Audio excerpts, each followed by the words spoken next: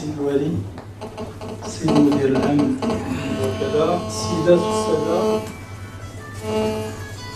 السيدات والسادة كل حسب صفته ومهمته اسمه.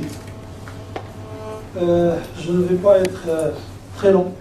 Je vais surtout parler un peu des choses qu'on sait faire en tant qu'université et quel est le rôle que nous avons déjà joué et justement et les autres rôles qu'on pourrait jouer justement même au niveau de la stratégie marketing et au niveau de l'incitation à l'investissement.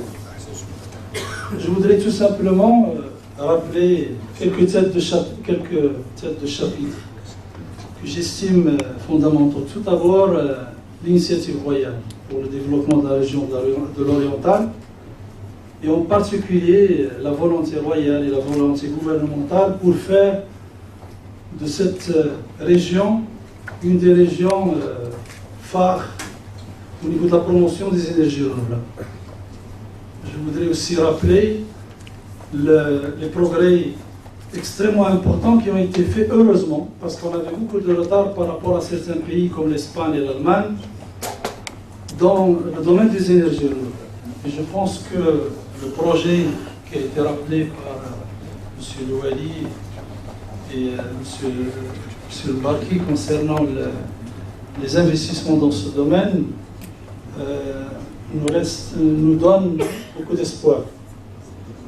Je voudrais aussi rappeler la dernière stratégie nationale au niveau de la recherche, qui a été établie il y a à peine un mois, où il y avait 12 axes de recherche, et je pense que le troisième axe au niveau du classement, c'est le développement et la valorisation des ressources naturelles. Et donc l'eau, l'énergie, et aussi, bien sûr, l'environnement et les énergies renouvelables.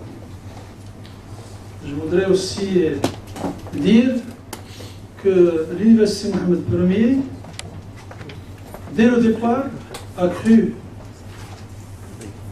en cet axe.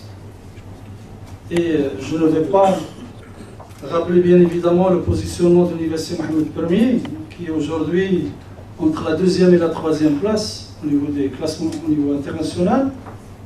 Dire que nous avons pratiquement, au niveau de la formation, des techniciens supérieurs dans le diplôme DUT, licence professionnelle, master, et même il y a un projet où nous sommes partenaires et qui va démarrer dans une semaine ou deux à Rabat pour la mise en place d'un diplôme d'ingénieur dans le domaine des énergies renouvelables, aussi bien pour le photovoltaïque que pour l'éolien, en collaboration avec le ministère de l'Énergie et des Mines, en particulier l'école des mines et 3 autres universités nationales.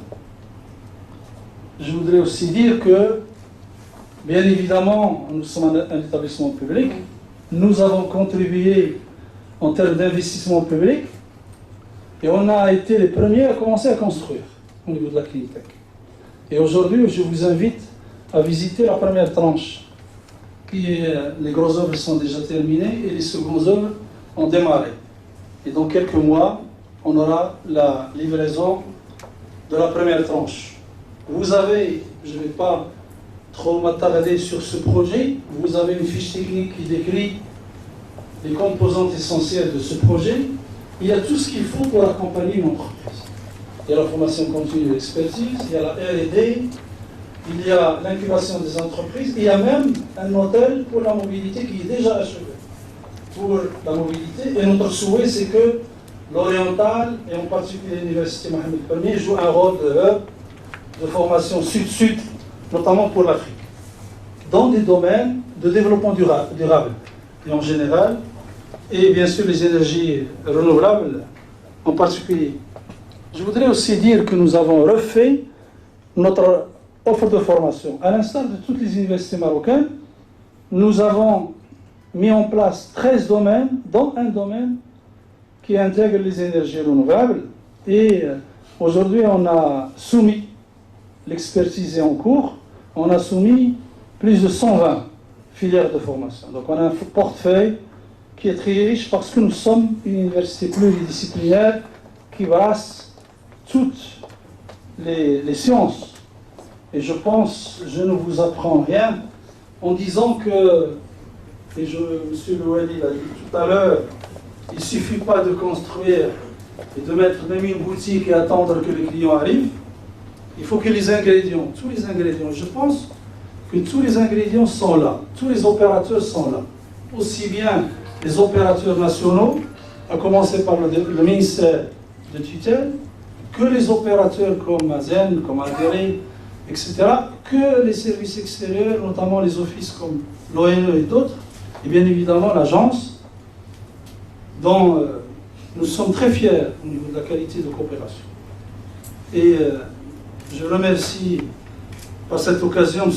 Mbarki pour l'accompagnement, parce que l'agence de développement de l'Oriental est sincèrement un partenaire très sérieux qui aide l'université justement à jouer son rôle, et notamment la relation avec le monde de l'entreprise. Et à juste titre, ce que nous sommes en train de mettre en place avec le centre des ressources, notamment par rapport à ce qui se met en place au niveau du campus de savoir. Je voudrais peut-être terminer en disant que l'Université Mohamed Ier, au niveau de ce projet, elle a eu l'accord de financement de la deuxième tranche par le fonds arabe, et très bientôt on va démarrer la deuxième tranche. Donc, alhamdoulilah, et c'est rare que le fonds arabe puisse donner son accord parce que c'est un projet royal et dont nous sommes fiers. Et le même projet a eu l'accord au niveau de Selouane. Nous avons acquis 23 hectares à côté de la polydisciplinaire, à côté du parc industriel de Selouane. Nous sommes vraiment motivés pour justement accompagner aussi ce qui se fait au niveau du parc de Selouane. Et bien évidemment, on a commencé même au niveau de l'agropole avec nos partenaires, notamment le ministère de l'Agriculture, et en particulier au niveau de la recherche-développement. Donc je pense que l'université a fait son job et on va continuer à faire notre travail. Nos attentes, bien sûr, on pouvait construire ce que nous sommes en train de construire sur le campus de Khots ou ailleurs, mais pour nous c'est important qu'on puisse être à côté de l'entreprise pour justement les accompagner et travailler avec eux et participer à la dynamique de la région. Vous aurez l'occasion, parce que moi j'aimerais aussi saluer mes collègues enseignants-chercheurs et aussi mes collègues doyens qui sont là. Nous avons d'éminents chercheurs qui sont reconnus à l'échelle internationale, et notamment sur des domaines comme la photovoltaïque. Ils ont démontré, et malheureusement il y avait des projets, et on aura l'occasion, je laisse mes collègues en parler, qui ont été malheureusement déplacés vers d'autres universités. Alors que les projets ont démarré à l'Université Mohamed Ier. On a aussi démontré qu'on peut accompagner des projets au niveau du développement local, notamment en travaillant avec les communes rurales et d'autres. Mes collègues experts auront la possibilité de donner plus de précisions sur ce domaine. Et nous avons un vivier de doctorants dans ce domaine dont nous sommes fiers. Donc voilà, Monsieur le Wali, mesdames et messieurs, nous sommes à votre disposition et à votre écoute. Et on va tout faire pour que l'Université Mohamed Ier puisse être un partenaire important et décisif, parce que sans la formation de recherche de ressources humaines en quantité et en qualité, on ne peut pas attendre des investissements, et en particulier privés. L'Université Mohamed Ier a investi, donc c'est un investissement public important, à l'instar de l'OFPPT, à l'instar de ce qui a été fait par le ministère du Travail en particulier. Maintenant, je pense qu'il faut chercher pourquoi ça ne marche pas, quels sont les ingrédients, pourquoi ça ne marche pas aussi vite, on va dire, la lenteur, pour accélérer, donner un coup d'accélérateur à ce projet, chercher toutes les pistes pour qu'on puisse voir cette clean tech voir le jour. Et de toute façon, nous avons la régulation régionale, mais aussi on a la régulation nationale. La plupart de nos diplômes sont des diplômes nationaux. Donc, alhamdoulilah, tous les efforts que nous faisons au niveau des énergies renouvelables, je ne pense pas qu'on aura des chômeurs dans ce domaine. Je vous remercie.